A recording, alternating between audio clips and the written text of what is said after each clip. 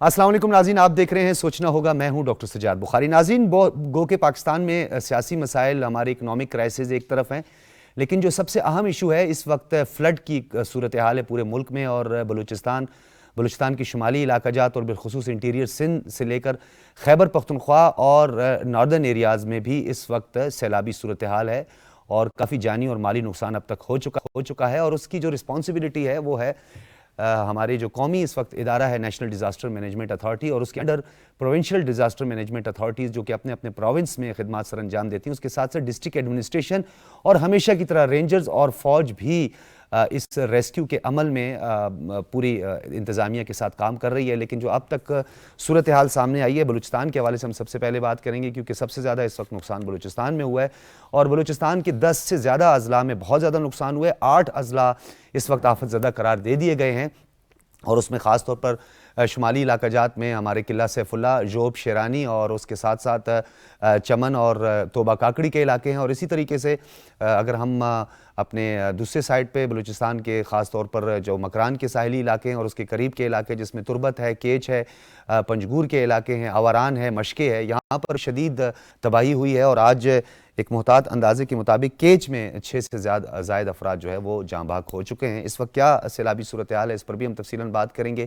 انتظامیہ کس حد تک اور خاص طور پر کیا ہم ویل ایکوپڈ ہیں، اور جو ہماری ڈیزاسٹر مینجمنٹ اتھارٹیز ہیں کیا ان کے پاس ریسکیو کے لیے ایکوپمنٹس موجود ہیں، نہیں ہیں تو کن ایکوپمنٹس کی اس وقت ضرورت ہے، اور اب تک جو آفت زدہ علاقے قرار دیے گئے ہیں ان پہ کتنا کام ہو رہا ہے، اور ریسکیو کے لیے جو آپریشن کیا گیا ہے اس پہ عوام کس حد تک مطمئن ہے، کیونکہ اس سیلاب سے ایک نقصان نہیں ہوا کہ جو روڈ انفراسٹرکچر ہے، یعنی ایک دوسرے سے شہروں کے درمیان جو ہے وہ رابطہ منقطع ہو چکا ہے۔ کوئٹہ بلوچستان کی اگر ہم بات کریں تو بلوچستان میں اس وقت جو کوہلو سے رکھنی اور کوئٹہ کی شاہراہ ہے وہاں پہ بھی اس وقت سڑکوں کی جو حالت ہے، یعنی اب اس وقت وہاں پہ گاڑیاں اور ٹریفک بالکل نہیں ہے۔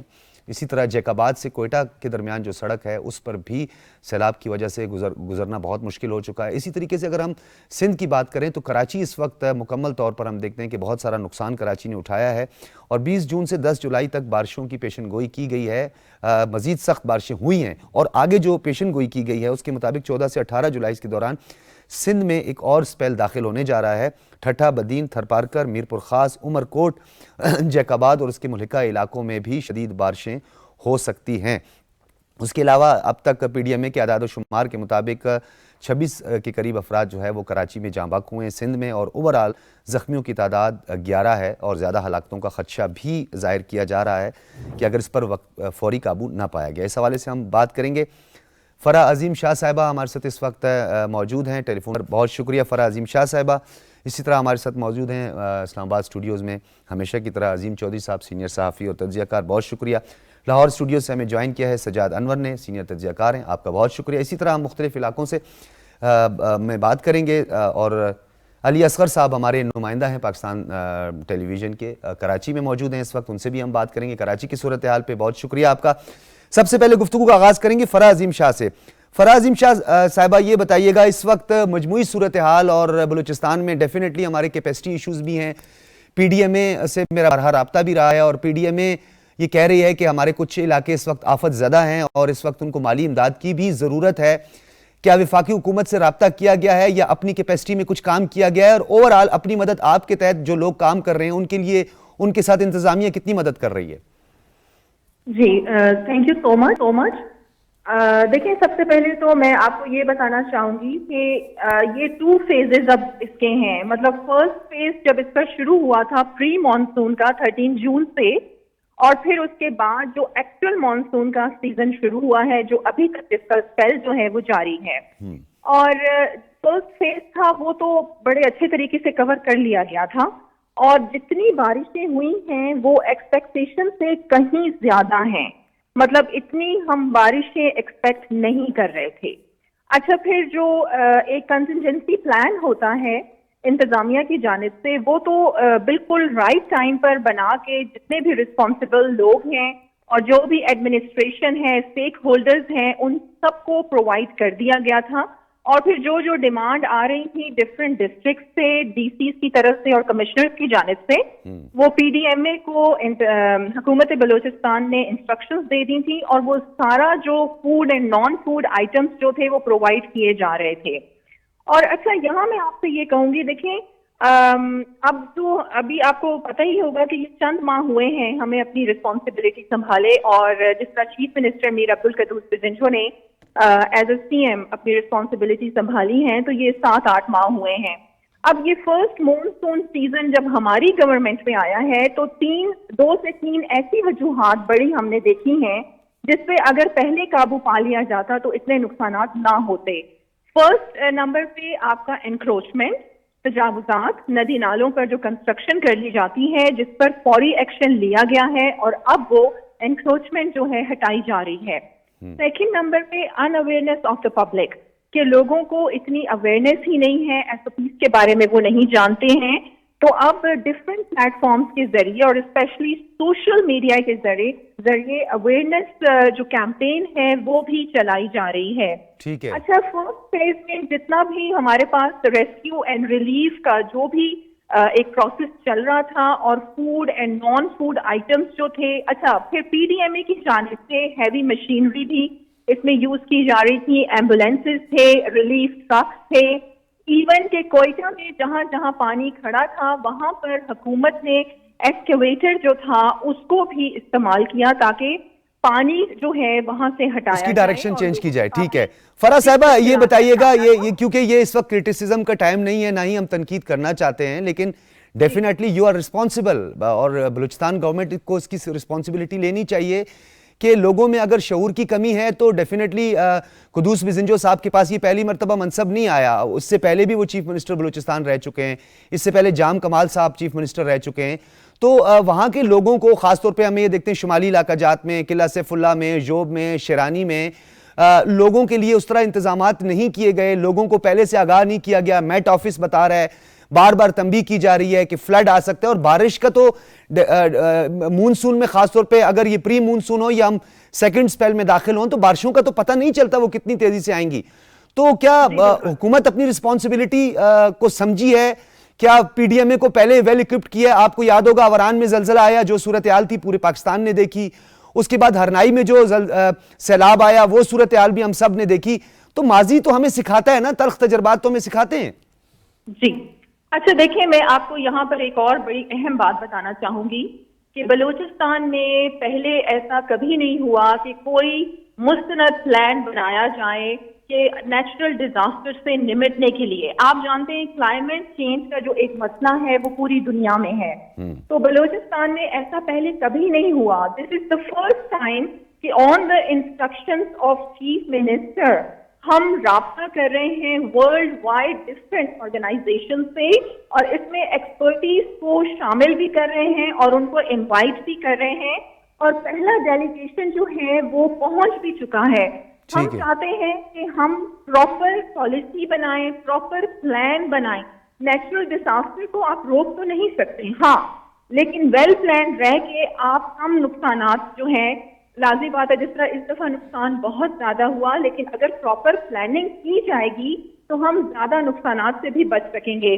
تو انشاءاللہ ابھی آپ یہ دیکھیں گے کہ ہم ایک پالیسی بنا کر انتظامیہ کو دے کے جائیں گے تاکہ آگے آنے والے وقت کے لیے ایک پراپر پلاننگ انتظامیہ کی پاس ہو. اچھا، جہاں بحق افراد اور ان کے لواحقین اور جن کا خاص طور پر ایگریکلچر لینڈز اور خاص طور پر جن کی فصلیں تباہ ہوئی ہیں، آپ کو پتہ ہے جو نصیر آباد ڈویژن کا علاقہ ہے، جوب ڈویژن کا علاقہ ہے، اسی طرح پھر ہمارا جو قلعہ سیف اللہ کا علاقہ ہے، پھر اب ہم چلے جاتے ہیں تو جو اس وقت پنجگور کی اور کیچ کی جو صورتحال ہمیں نظر آئی ہے، تو اس کے ازالے کے لیے مالی کتنی معاونت کی جائے گی، کس طرح مدد کی جائے گی؟ کیا ہمارے پاس ہماری اتنی کیپیسٹی ہے کہ ہم ان کی مالی مدد بھی کر سکیں؟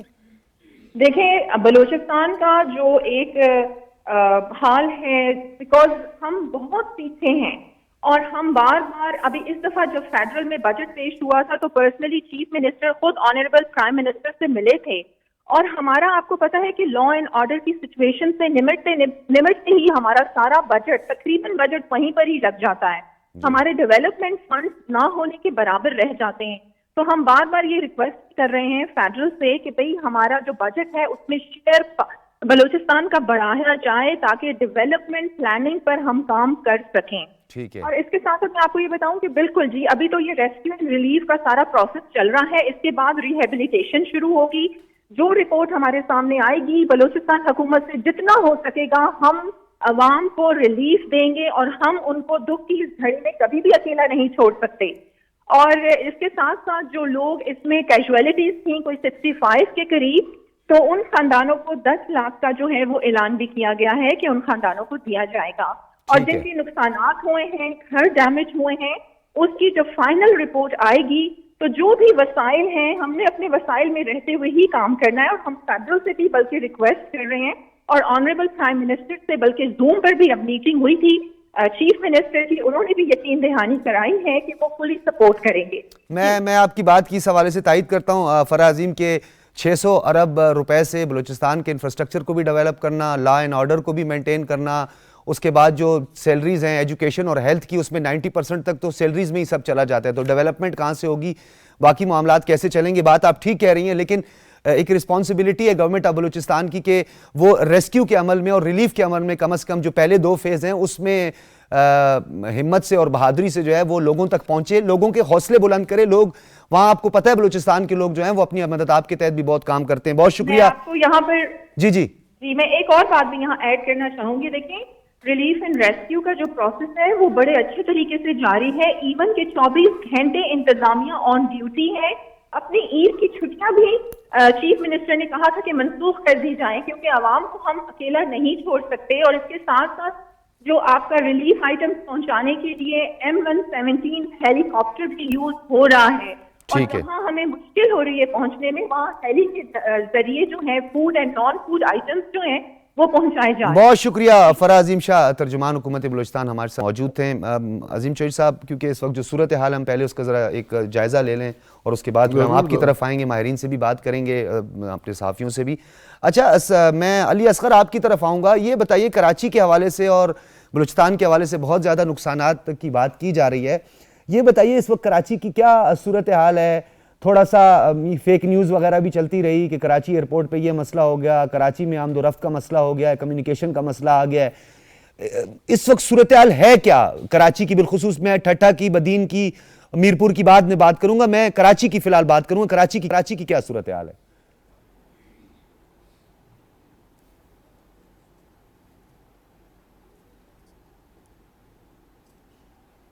علی اصغر. دیکھیے جو کراچی کی اس وقت صورتحال ہے, کیونکہ اس وقت کراچی میں جو ہے ہلکی بارش ہو رہی ہے اور تمام شہر میں جو ابھی پریویس ایک بارش کا بڑا اسپیل آیا تھا جس میں مجموعی طور پر 400 ملی میٹر بارش ریکارڈ کی گئی تھی. یہ بہت زیادہ بارش کا اسپیل تھا, مگر سب سے بڑی بات ہے کہ پروونشل گورنمنٹ نے اور KMC نے جو ہے بڑا رول پلے کیا اور اس پانی کو کم وقت میں نکاس کیا گیا. اور اس دوران میں آپ کو بتاؤں کہ یہ ساری ایک اربن فلڈنگ کے مناظر ضرور تھے, مگر ایک وقت تو ایسا آیا کہ 24 گھنٹے کے اندر 232 ملی میٹر بارش جو ہے صرف کراچی کے اندر ریکارڈ کی گئی, جو یقیناً بہت زیادہ کوانٹٹی والی برسات تھی. تو اس دوران جو ہے وہ پاک فوج اور متعلقہ ادارے, PDMA اور سندھ گورنمنٹ اور ایڈمنسٹریٹر کراچی مرزا واب, سارے لوگ, ایون چیف منسٹر صاحب جو ہیں وہ بھی سارے جو ہے ان دا فیلڈ تھے اور کنٹینیوسلی جو ہے وہ بارش کو جو ہے اس کے پانی کی نکاسی کو خود نگرانی کر رہے تھے. تو اس کا فائدہ یہ ہوا کہ بہت کم وقت میں جو ہے وہ بارش کا پانی نکاس کیا گیا. اور سب سے بڑی بات یہ ہے کہ جو ہمارے کراچی کے اولڈ ایریاز ہیں جیسے کھارا در ہے, لیاری ہے, یہاں پر جب بھی بارشیں ہوتی ہیں تو یہ علاقے مکمل طور پر ڈوب جاتے ہیں, یا نشے بھی علاقے ہوتے ہیں تو وہاں پر کافی پانی کھڑا ہو جاتا ہے, کئی دن جو ہے لگ جاتے ہیں اس کو نکاس کرنے میں. مگر اس دفعہ ایک جو گورنمنٹ نے, سندھ گورنمنٹ نے خاص طور پر جو پلاننگ کی, کیونکہ الٹیمیٹلی جو اس وقت نالوں کا ایک ایشو تھا, ماضی میں تو نالوں پہ اتنا کام نہیں ہوا جس کی وجہ سے وہ گاربیج اور پلاسٹک وغیرہ جو تھیلیاں ہیں یا کچرا، تو اس کی وجہ سے ایک مطلب نالوں میں جو ہے پانی کا فلو اس طرح نہیں تھا.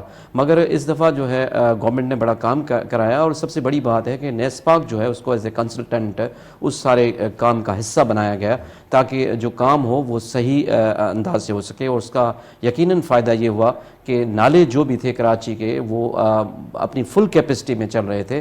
اور میں آپ کو ایک بڑی انٹرسٹنگ بات بتاؤں کہ اس دفعہ جو بارشیں ہوئی ہیں اس میں ہائی ٹائڈ تھی. جب یہ نالے جو ہے پانی سمندر میں پھینک رہے تھے تو سمندر جو ہے بیک مارا تھا، کیونکہ ہائی ٹائڈ تھی اور وہ پانی واپس آ رہا تھا.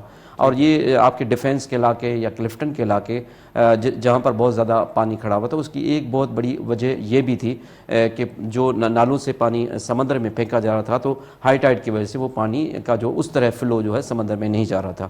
تو یقیناً یہ سندھ گورنمنٹ کی پوری مشینری جو اس میں انوالو تھی، خاص طور سے چیف منسٹر صاحب جو ہیں وہ خود انہوں نے پورا وزٹ کیا اور پورے شہر کا وزٹ کیا، تو اس کی وجہ سے جو ہے وہ پانی نکاس ہو گیا ہے.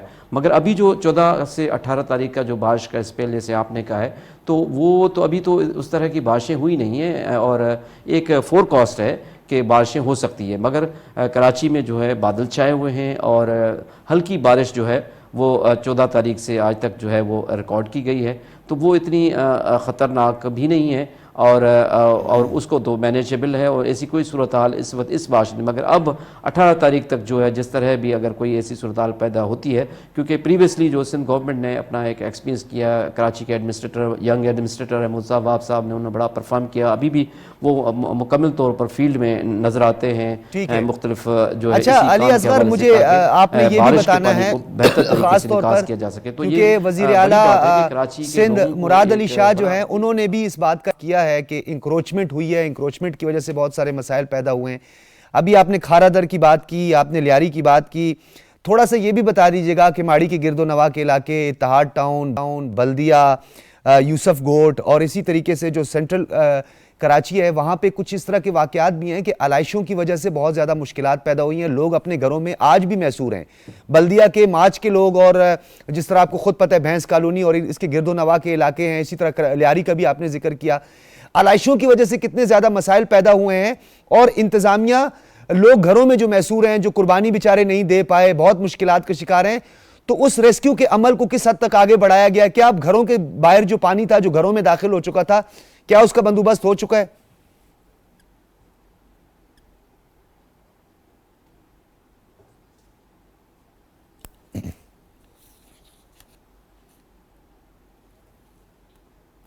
آف کورس اس وقت تو پورا کراچی جو ہے، میں آپ کو بتاؤں کہ کراچی کے کسی بھی علاقے میں کہیں بھی پانی جمع نہیں ہے، اور پورے کراچی سے جو بارش کا لاسٹ اسپیل کا جو پانی تھا وہ تو کب کا نکاس ہو چکا ہے. تاہم بارش یہ بدقسمتی سی کہ کیونکہ ایک نیچرل فلو تھا بارش کا، اس کی وجہ سے آنے سے، اور عید کے دنوں میں یہ اس طرح کی بارشیں ہر سال ہوتی ہیں، تو جو علائشیں ٹھکانے لگانے کے حوالے جو کام ہے وہ یقیناً تھوڑا بہت بارش کی وجہ سے، بہت ہیوی رین اسپیل تھا اس کی وجہ سے یقیناً وہ کام متاثر ہوا. مگر اس میں یہ ہرگز نہیں ہے کہ اس میں جو پروونشل گورنمنٹ ہے یا کے ایم سی کے جو ادارے ہیں انہوں نے کوئی کہیں بھی کوتاہی نہیں برتی. وہ آپریشن بھرپور انداز سے جاری رہا، اور جیسے ہی شہر سے پانی کا نکاس ہو چکا تو اس کے ساتھ ساتھ ابھی شہر کے کسی علاقے میں علائشوں کا اس طرح کا کوئی مسئلہ موجود نہیں ہے، اور شہر میں بارش کا پانی مکمل طور پہ نکاس ہو چکا ہے. اور یہ تو میں کہہ رہا ہوں کہ ایک معجزے کی بات ہے کہ اس دفعہ اتنی مطلب ایک وقت پہ اگر اتنی 232 ملی میٹر تک بارش پورے شہر میں ہو جائے، اور پھر اسی کو کم وقت، اسی بارش کو کم وقت میں نکاس کرنا، یہ یقیناً اس میں چیف منسٹر مراد علی شاہ صاحب ہیں، سندھ حکومت ہے، اس کی پورے منسٹرز ہیں، تمام منسٹر، سب سے بڑی بات ہے کہ تمام منسٹر فیلڈ میں تھے، ان کی ڈیوٹیاں لگائی گئی تھی کہ مختلف علاقے ان کو ڈسٹریبیوٹ کیے گئے تھے. بالکل علی اصغر، بہت شکریہ. وفاق نے بھی اور وزیر اعظم نے بھی اس حوالے سے کراچی میں مدد کیا. انہوں نے آفر بھی کی تھی وزیر اعلیٰ سندھ کو کہ جتنی ہماری وفاقی حکومت کی مدد درکار ہو اس پر بھی. اور ڈیفینیٹلی یہ بڑی اچھی بات ہے کہ عظیم چوہدری صاحب کہ اس وقت جو نکاس کا معاملہ ہے وہ کافی حد تک حل ہو چکا ہے. لوگ اپنے گھروں میں پہلے محصور ہو چکے تھے. کیا عظیم چوہدری صاحب ماضی میں آج کی بات نہیں ہے، 92، 97، 96، 2003، 7 ہمیشہ ہم یہ فلڈ کی صورتحال دیکھتے ہیں. ماضی ہمیں سکھاتا ہے کہ ہم نے اپنے انفراسٹرکچر کو کیسے بہتر کرنا ہے، ہم نے انکروچمنٹ کو کیسے ختم کرنا ہے. کچھ انتظامی ذمہ داریاں ہیں، کچھ پولیٹیکل رسپانسبلٹیز ہیں. آپ کو لگتا ہے کہ اس دفعہ ہمیں کچھ سیکھنے کو ملا ہے؟ آئندہ ہم اس سے کچھ سبق حاصل کریں گے؟ بہت شکریہ ڈاکٹر صاحب، بہت مہربانی آپ کی۔ ڈاکٹر صاحب گزارش یہ ہے کہ انسان اپنی غلطیوں سے ہی سیکھتا ہے، اور تاریخ سبق سکھاتی ہے۔ اگر ہم سبق نہ سیکھیں تو تاریخ تو اپنے آپ کو دہراتی ہے، اور جو تباہی ہوئی ہوتی ہے اگر سبق نہ سیکھا جائے تو وہ کئی گنا بڑھ جاتی ہے۔ مجھے بہت اچھی طرح یاد ہے، آپ نے پنجاب کا KPK کا ذکر نہیں کیا، وہاں بھی صورتحال ہاں جی، بہت خیبر اچھی پختونخوا کے نہیں بھی ہے۔ 12 اضلاع کے قریب جی، ہیں اس کچھ میں۔ بہت اچھی صورتحال نہیں ہے، وہاں بھی بہت خراب ہے۔ لاہور کو اس دفعہ ذرا بہتر طریقے سے سنبھال لیا گیا، ادروائز باقی جگہوں ورنہ پر پنجاب کی صورتحال اس سے زیادہ خراب ہوتی ہے ہمیشہ۔ یس، جب ہم چھوٹے تھے تو میں تو پرانی نارکلی لاہور کا رہنے والا ہوں، تو وہاں سڑکوں کے ساتھ ساتھ نالے تھے، اور برسات کا پانی ان نالوں کے ذریعے نکاس کیا جاتا تھا۔ کوئی نالہ ایسا نہیں ہے اس سارے ایریے میں، لاہور شہر میں، جس کے اوپر انکروچمنٹ نہیں ہوئی ہوئی۔ یہی عالم کراچی شہر کا ہے کہ کوئی ایسی ندی، لیاری کہہ لیں، کچھ کہہ لیں آپ، نالا کہہ لیں، کراچی سرکلر ریلوے پر کتنی بات ہوئی، ہر جگہ انکروچمنٹ کے معاملات۔ جہاں بھی آپ جائیں گے، خود چیف منسٹر نے بھی پرسوں ترسوں اعتراف کیا انہوں نے کہا کہ سرکاری بلڈنگیں بھی بنی ہوئی۔ ہاں۔ اچھا، اب سرکاری بلڈنگ جس شخص نے بنائی ہے اس کا تو احتساب ہو سکتا ہے، جس نے نقشہ کہیں بھی پاس کیا اس کا احتساب بھی ہو سکتا ہے۔ جب ہم مجرم کو چھوڑ دیتے ہیں تو ہم اس کو ایک نیا موقع دیتے ہیں کہ ایک نئے مجرم کو پیدا، جنم دیتے ہیں اسے۔ اور نیا مجرم پرانے مجرم کے تجربوں سے سیکھ کر آتا ہے۔ بلوچستان کا جو معاملہ ہے، بلوچستان کی آبادی پھیلی ہوئی آبادی، بالکل اور لوگ ان جگہوں پر رہنا پسند کرتے ہیں جہاں سے پانی کا گزر ہو، بالکل۔ اور پانی وہاں چونکہ کم ہے، 800-900-1000 فٹ نیچے چلا گیا اسی لیے وہ اپنا لائف سٹاک اور تھوڑا بہت ایگریکلچر وہیں پہ کرتے ہیں۔ وہیں پہ رکھتے ہیں، اور پھر وہاں پہاڑوں کا ایک سلسلہ ہے، طویل سلسلہ ہے، بہت زیادہ ہے، اور زمین بھی بربری ہے، جی ہاں، بہت ساری زمین زرخیز نہیں ہے۔ تو وہاں پانی کا نیچے جانا اپنی جگہ پر، لیکن جب پانی پہاڑوں سے بہہ کر آتا ہے تو وہ اتنا تیز آتا ہے کہ کروڑوں روپے کا نقصان کسی ایک گھرانے کا ہو سکتا ہے جس نے جانور ہی پالے ہوں۔ بالکل۔ اور گھر وہاں کچے ہوتے ہیں چونکہ وہ بہت سارے علاقوں میں بہت زیادہ گرمی ہوتی ہے، بالکل اور جن علاقوں میں گرمی ہوتی ہے وہاں مٹی کے مکان بنے ہوئے ہوتے ہیں، بالکل۔ اور مٹی کے مکان پانی ان کو رہنے دے یہ ممکن نہیں 700 کے قریب اس وقت مکان جو ہے منہدم ہو چکے ہیں۔ یا لوگوں نے وہاں کانٹوں کے کیا ہوتی ہیں جھاڑیاں ہاں، جنہیں سرکنڈے کہتے ہیں، ہاں، یا لوگوں نے اس کے ساتھ گھر بنائے ہوئے ہوتے ہیں، یا مٹی سے گھر بنائے ہوئے ہوتے ہیں، پتھروں کو جوڑ کر گھر فینسنگ بنائے کرتے ہیں ہوئے وہ ہوتے ہیں، ان سے فینسنگ کرتے ہیں۔ جی۔ اور اس طرح کے گھروں میں کوئی بہت زیادہ حفاظتی انتظام بھی نہیں ہوتا۔ نہیں ہوتا۔ اگر رات کو فرض کیجئے بارش ہوئی ہے، میں اور آپ گہری نیند سوئے ہوئے ہیں ایسے کسی گھر میں، اور پانی تیز آ گیا ہے تو وہ پانی ہمیں بہا کے لے جائے، موقع نہیں دیتا وہ، بالکل۔ بالکل قطعاً موقع اور نہیں اس میں پھر دیتا۔ بڑے بڑے پتھر جس کا آپ جی، نے ابھی ذکر کیا، وہ پتھروں سے انسان جا کے ٹکراتا ہے اور زندگی باقی نہیں بچتی۔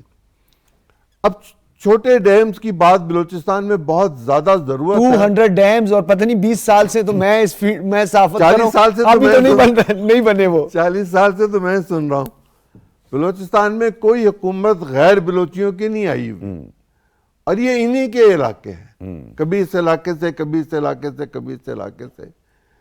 حکومت کے پاس یقیناً وہاں وسائل کم ہیں، اس میں کوئی شبہ نہیں ہے، لیکن اب وہاں توجہ دی جا رہی ہے سی پیک کے حوالے سے بھی اور ادروائز بھی، کہ بلوچستان کے انفراسٹرکچر کو بہتر کرنے کے لیے خصوصی گرانٹس دی جائیں، NFC میں اس کو پورا حصہ دیا جائے، کونسل آف کامن انٹرسٹ کے مطابق جو وہاں کے معدنیات چیزیں ہیں اس میں جتنی آمدن مرکز کو ہو اتنی ہی صوبے کو ہو۔ بالکل۔ یہ نئی ڈیولپمنٹ جو ہو رہی ہیں اس کے اثرات آتے آتے آئیں گے، ایک دن میں تو ہو نہیں سکتے، جان تو ایک لمحے میں چلی شیر جاتی صاحب، یہ آپ جو بات اس سے میں بالکل اتفاق کرتا ہوں، پہلے بند باندھے جاتے تھے، اب بھی کچھ علاقے ایسے ہیں شمالی علاقہ جہاں جن کو ہم ڈانگے کہتے ہیں، وہاں کے مقامی زبان میں ڈانگا کہتے ہیں، یعنی وہ اپنی مدد آپ کے تحت ایک بند باندھ دیتے تھے جس کی وجہ سے وہ سیلاب کا رخ بھی چینج ہو جاتا تھا اور ایک ڈائریکشن دی جاتی تھی۔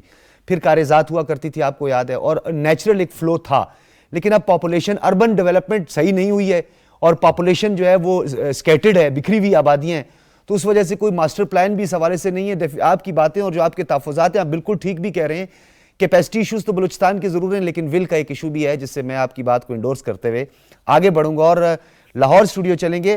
سجاد انور صاحب, یہ بتائیے گا اس وقت جو مجموعی صورتحال ہے, اور اللہ پاک کا بہت فضل ہے, پنجاب جو اس وقت اس تباہی سے بچ چکا ہے, اللہ کرے آگے بھی, کیونکہ ابھی تک نیکسٹ منتھ کے سٹارٹ تک جو ہے یہ میٹ آفس کے مطابق ابتحال ایسی نہیں ہے کہ ہم کہیں کہ جی سب ایوری تھنگ از اوکے, لیکن مجموعی صورتحال پنجاب کی اس کو آپ کیسے دیکھتے ہیں؟ اور یہ ہم جو ویکسین جس کی ہم بات کرتے ہیں جسے بیماری سے پہلے لگایا جاتا ہے, بدقسمتی سے ہم جب بیمار ہو جاتے ہیں تو پھر ہم ویکسین کے پیچھے پھرتے ہیں. یعنی ہمیں پہلی احتیاطی تدابیر اختیار کرنی چاہیے, ہمیں الرٹ جاری کر دیے جاتے ہیں, ہمیں مونسون کے پہلے پری مونسون کا پتہ ہوتا ہے, اس کا جو ہارڈ سپیل ہوتا ہے اس کا ہمیں پتہ ہوتا ہے, ہیوی رین فال کا ہمیں پتہ ہوتا ہے, لیکن ہم احتیاطی تدابیر اختیار نہیں کرتے اور بعد میں پھر ہم بھاگتے دوڑتے ہیں, تب تک نقصان ہو چکا ہوتا ہے بہت.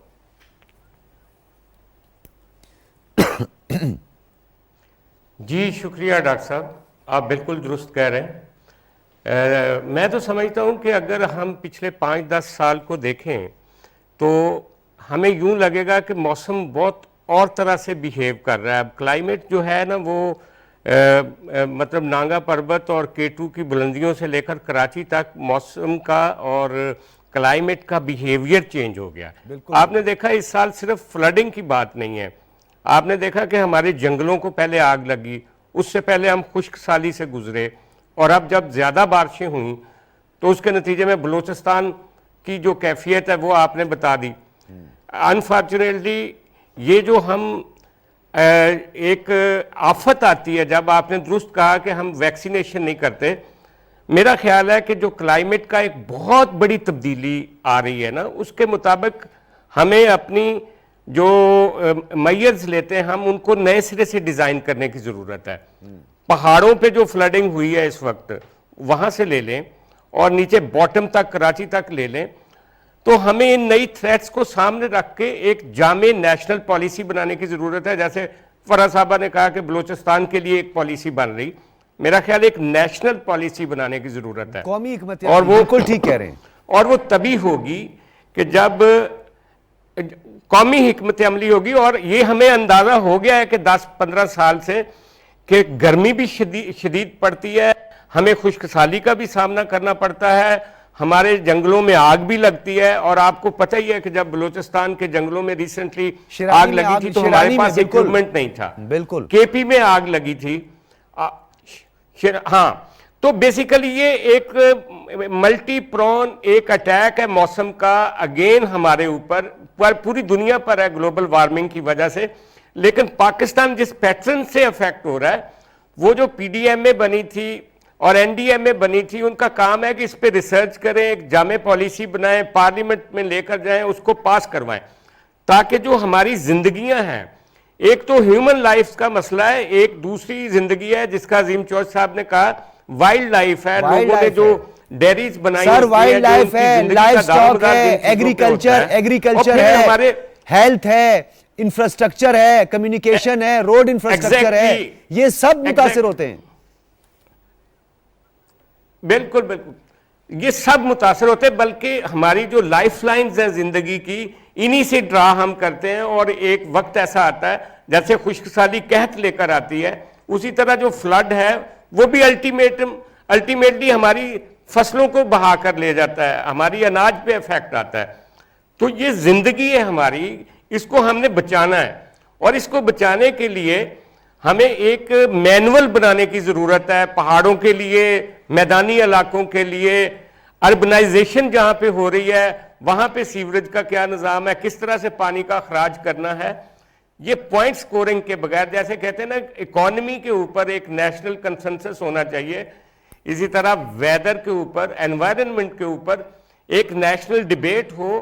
اور جو ہمارے بہت جینیس لوگ ہیں جو دنیا بھر میں موجود ہیں, جو ہمارے انجینئرز ہیں, پبلک ہیلتھ کے لوگ ہیں, جو ایگریکلچر کے لوگ ہیں, جو انوائرنمنٹ کے لوگ ہیں, ان سب کا کوئی ایک تھنک ٹینک بننا چاہیے تاکہ ہم اس کو ایڈریس کر سکیں. اچھا میں عظیم چودھری صاحب کی طرف بھی آؤں گا، لیکن سجاد انور صاحب ایک بات بڑی اہم ہے، کلائمیٹ چینج کی آپ نے بات کی، گلوبل وارمنگ کی وارننگ عرصہ دراز سے دی جا رہی ہے، جیپنیز ریسرچ سامنے آئی، مختلف ریسرچرز نے اس پہ بہت زیادہ کام بھی کیا، پھر پچھلے سال بھی ہم نے فرانس میں دیکھا، سینٹرل یورپ میں دیکھا، ایون کہ اس دفعہ آج جو لنڈن جو ہے یا برطانیہ، اس میں جو جہاں پر ٹیمپریچر جو ہے مائنس تک بھی پہنچ جاتا ہے، آج وہاں پہ 40 ڈگری سینٹی گریڈ ہے. تو اس سے تو ہمیں اندازہ لگا لینا چاہیے، ہنزا میں ایک واقعہ ہوا، ہمیں اس سے اندازہ لگا لینا چاہیے. آپ کو یاد ہے کہ 3 سال قبل جو ہے چترال میں اسی طریقے سے ایک فلڈ آیا تھا. تو یہ تو ہمارے لیے ایک زندہ مثال ہے نا، ہمارے سامنے ہے یہ چیزیں. تو ہم نے پہلے تیاری کیوں نہیں کی؟ وہ سوال میرا بڑا اہم ہے کہ ہم نے پہلے تیاری کیوں نہیں کی؟ ہاں ہم نے اکثر یہ دیکھے نا، یہ جو کرونا آیا تھا اس میں ایک بڑا انٹروینشن کی، سول ملٹری نے مل کے NCOC بنایا اور بڑے اچھے طریقے سے کام کیا. ہمیں اب انیشیٹو لینے کی ضرورت ہے، ہم نہیں کرتے، آپ درست کہہ رہے ہیں، لیکن اب ہمیں کرنے کی ضرورت ہے. یہ وقت ہے کہ ہم اس کے اوپر ایکشن لیں. ہم شدید گرمی سے بھی بچنا ہے، ہم نے فلڈ سے بھی بچنا ہے، اور شدید سردی جو ہے اس کے اثرات کو بھی کم کرنا ہے. گلیشیئرز پگھل رہے ہیں، آپ کا پانی کا خزانہ کم ہو رہا ہے. یہ جو پہاڑ ہیں یہ سادہ پہاڑ نہیں ہے، یہ واٹر چینلز ہیں ہم جو میدانوں میں رہنے والے لوگ ہیں ان کے لیے. اور وہاں کے انوائرنمنٹ کو ہمارے نیچے سے جانے والے جو سیاحت کے لیے جاتے ہیں وہ اس کو خراب کرتے ہیں، کچھ موسم خراب کرتے ہیں، کچھ ہماری بھی رسپانسبلٹی ہے. جیسے ہم نے شہروں کے اندر بھی ایک اپنے جو ہیومن انٹرونشن کی وجہ سے ہم نے بند ڈالا ہوا ہے، اس کو بھی ہم حکومتوں پہ الزام لگاتے ہیں جی صفائی ستھرائی کا کام نہیں ہوتا، لیکن جو میرا کنٹریبیوشن ہے صفائی کے لیے یا عام آدمی کا کنٹریبیوشن ہے وہ ہم کرنے کے لیے تیار نہیں ہیں. یہ دونوں چیزیں پبلک کو بھی تیار کرنا چاہیے، گورنمنٹ کو بھی تیار کرنا چاہیے، اور اس کے لیے میڈیا کو بھی ایک. میں سجاد صاحب آپ کی طرف دوبارہ آؤں گا، بلکہ عظیم چودھری صاحب ایک نقطہ بڑا انہوں نے اہم بیان کیا ہے کہ ہماری جو خود احتسابی کا عمل ہے، یعنی ہماری جو اپنی رسپانسبلٹی ہے as a citizen of Pakistan, کہ جب ہمیں یہ پتہ ہوتا ہے کہ ہم نے اس گاربیج کو کہاں رکھنا ہے، ہم نے ڈرینیج کے لیے پلاسٹک کے شاپرز وغیرہ، شاپر بیگز وغیرہ جو ہے ان کو نہیں اس طرح سریعام پھینکنا، یا جس طرح ڈرینیج کا نظام متاثر ہوتا ہے، نکاسی کا نظام متاثر ہوتا ہے. ہم خود بھی علائشوں کا بھی، ہم نے آپ کو یاد ہے اس پر ہم نے کافی تفصیلاً بات کی تھی.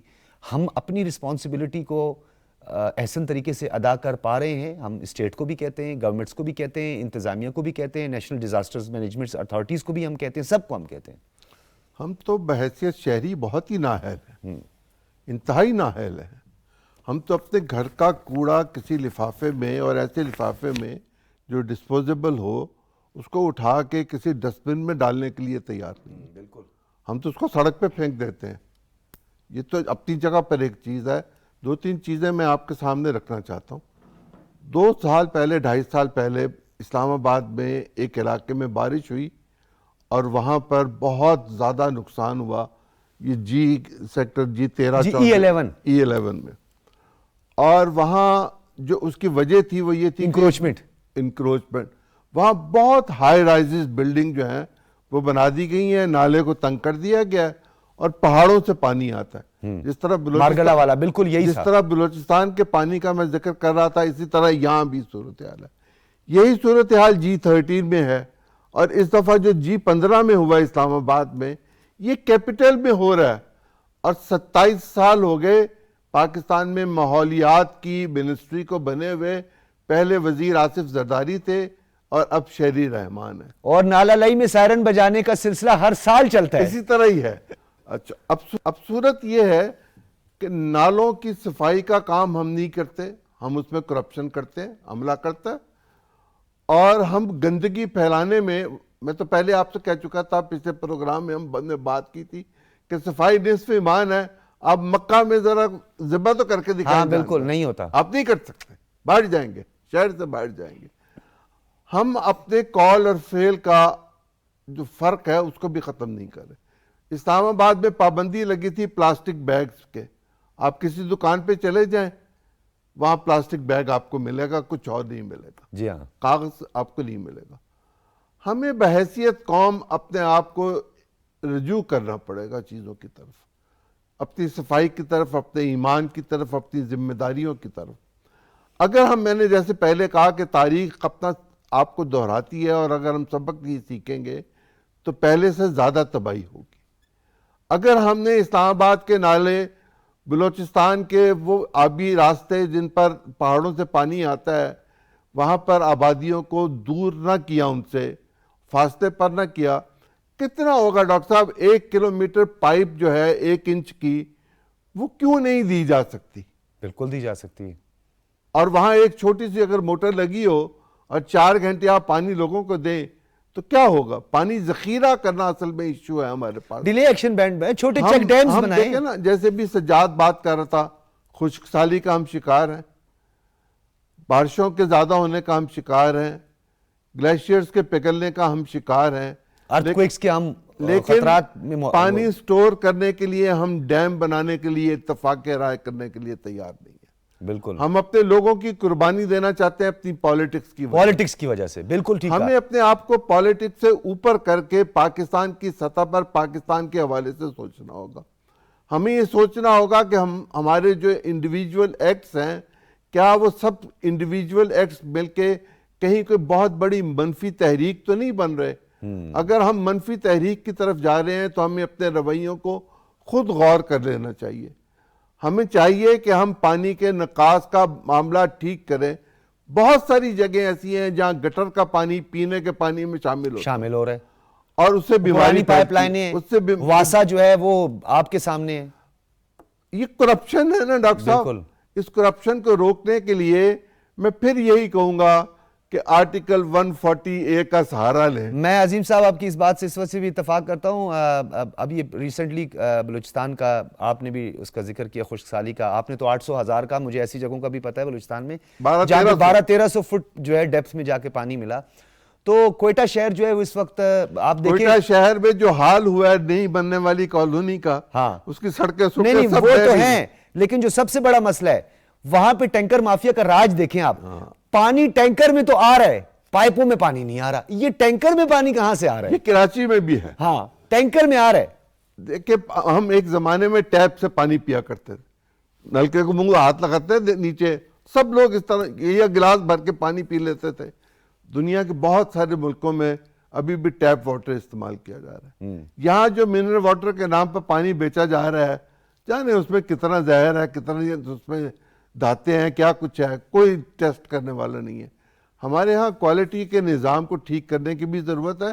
لیکن میں ایک بات آپ سے کہوں، یہ جو ابھی سجاد کہہ رہے تھے کہ تھنک ٹینک بنانے کی ضرورت ہے، میرا یہ خیال ہے کہ شہری رحمان میں یہ صلاحیت موجود ہے، چونکہ وہ خود ایک ریسرچر ہے، ایک جرنلسٹ رہی ہے، دیر سے پارلیمنٹ میں ہے، وہ چیزوں کو جانتی ہے اور صلاحیت رکھتی ہے، وہ ان سب چیزوں پر کام کر رہی ہے اور الارمنگ سچویشن کا بتا رہی ہیں کہ پاکستان کو ٹھیک کرنے کے لیے ہمیں اپنی پالیسی کے جو بڑے فیصلے ہیں، ہمیں بڑے ڈیسیژنز کرنے ہیں، وہ ہمیں کر لینے چاہیے۔ ٹھیک ہے، میں سجاد انور آپ کی طرف آؤں گا۔ فارمرز کے بھی کچھ قصور ہیں وہاں پہ، ہم اسے نظر انداز نہیں کر سکتے۔ ہمارا کسان بہت کنٹریبیوٹ کر رہا ہے ہماری ملک کی معیشت میں، بڑا اس کا اہم رول ہے، اناج زرعی اجناس میں بڑا کام کر رہا ہے، ہمیں اس کے لیے کافی حد تک ہم انڈیپینڈنٹ بھی ہیں اس حوالے سے۔ لیکن یہاں تو ایک چلیں کچھ سسٹم سمجھ آتی ہے، چک بنے ہوئے تھے، ماضی میں بھی 58 میں بھی ہم نے دیکھا، اس پہ باقاعدہ 60s میں کام شروع ہوا تھا، اور کافی حد تک ایگریکلچر لینڈ میں بھی۔ لیکن ہمارا اپنا جو قصور ہے، جہاں ٹیوب ویل سسٹم ہے وہاں پہ یعنی اپنی مرضی سے آپ نے 100-150 فٹ کے فاصلے پہ ٹیوب ویل جو ہے اس میں بور آپ نے کر دیا، ٹیوب ویل آپ نے لگا دیا، اور پانی کا بے تحاشا آپ نے استعمال بھی شروع کر دیا۔ وہاں فارمر کی غلطیاں سامنے آتی ہیں، پھر جو اس کی اپنی رسپانسبلٹی ہوتی ہے، اس نے چھوٹے چھوٹے بند باندھنے ہوتے ہیں، وہ بند باندھتا نہیں ہے اور اس کے قریبی فصلیں بھی تباہ ہو جاتی ہیں۔ تو سب کو مل کر بحیثیت قوم جو ہے، ہمیں نہیں یہ فیصلہ کرنا کہ ہم نے قدرتی آفات سے بچنے کے لیے پہلے سے کچھ حکمت عملی بنانی ہے۔ جی بالکل، آپ ٹھیک کہہ رہے ہیں۔ اصل میں جو واٹر ریزرویشن ہے نا، وہ تو شہروں سے لے کر دیہات تک کوئی بھی اس کے اوپر سیریسلی نہ سوچتا ہے اور نہ دیکھتا ہے۔ پانی اللہ کی ایک ایسی نعمت ہے جو آنے والے وقت میں کم سے کم ہوتی چلی جا رہی ہے۔ چوہدری صاحب نے درست کہا، ہم لوگ جب بچپن میں تھے تو ہم کبھی سوچ بھی نہیں سکتے تھے کہ پانی بھی خرید کے پیا جائے گا۔ اب جب ہم سمجھتے ہیں کہ جو ٹیپ واٹر ہے، جو عام پانی ہے کارپوریشن کا وہ پینے کے قابل نہیں ہے. تو بیسیکلی ہم نے اس کی پانی کی اہمیت کو سمجھا ہی نہیں ہے, اور کسان بھی یہ سمجھتا ہے کہ جو ٹیوب ویل لگا لیا ہے وہ نیچے سے وافر پانی آ رہا ہے, وہ ضائع ہو رہا ہے, وہ دوسروں کی فصل بھی تباہ کر رہا ہے, وہ اس کو اتنا استعمال نہیں کرتا جتنی اس کو ضرورت ہے. اور اسی طرح نہر کا پانی بھی ضائع ہوتا ہے. نہروں کا آبپاشی کا نظام اور چکوک بننے کے باوجود جو ہمارے کھالوں کی صورتحال ہے اور نالوں کی صورتحال ہے, اس کی وجہ سے, صفائی نہ ہونے کی وجہ سے, میں سندھ گورنمنٹ کو ایک کریڈٹ ضرور دوں گا کہ وہ بظاہر اس طرح کے انفراسٹرکچر ان کے پروجیکٹ نہیں ہوتے, لیکن انہوں نے نالوں کے اندر جو لائننگ کروائی تھی نا پکی اینٹ کی کھالوں کے اندر, اس سے انہوں نے پانی کی جو کنزرویشن ہے اس کو بچایا تھا, اور اس سے ان کو فائدہ ہوا. اسی طرح یہ پنجاب میں بھی ہونا چاہیے.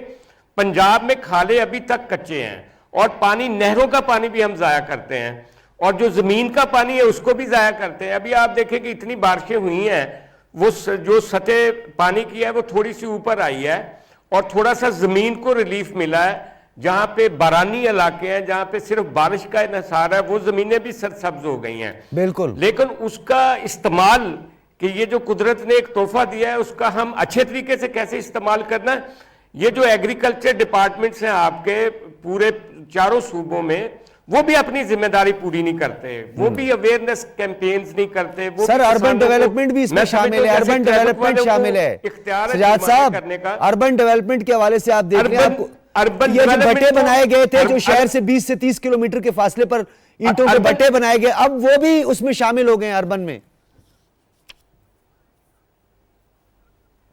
ایگزیکٹلی اس کا نتیجہ کیا نکلا ہے کہ جتنی ہماری زرعی زمینیں ہیں وہ تو شہروں میں تبدیل ہوتی جا رہی ہیں.